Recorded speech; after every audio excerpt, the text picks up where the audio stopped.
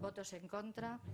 Cos votos a favor de Nós Pobra, BNG e PSOE e a abstención do PP saía adiante de xeito definitivo a remunicipalización do Servizo de Axuda no Fogar, avalada non só polo estudo técnico realizado inicialmente, senón tamén polos informes de Secretaría e Intervención, que destacan a seguridade xurídica que aportará a xestión directa, así como un importante aforro para as arcas municipais. Un informe de Secretaría donde se di que, lóxicamente, este proceso ten todo aval legislativo e un informe tamén de intervención donde se di que o servicio do SAF pase a ser de xestión directa, de xestión pública, non só se pode facer porque representa, é sustentável a nivel orzamentario, o sea, non vai a supoñer algo negativo para as finanzas deste concello, senón que a maiores supón un beneficio porque supón un aforro de máis ou menos 95.000 euros. Entón, con estes dous informes e que a memoria que temos, pois nós, lóxicamente, consideramos que ten que ser un servicio eminentemente público.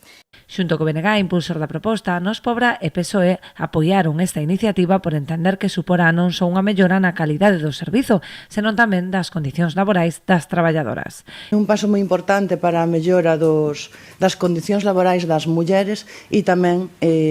garantirlles unha estabilidade de emprego, non, ás traballadoras do SAF. E con esta remunicipalización pois tamén vamos a facer un servicio público de calidade. Está demostrado, ademais é unha satisfacción ver que os papéis, os informes técnicos demostran que non sae máis caro para a cidadanía e que aporta maior calidade e estabilidade pois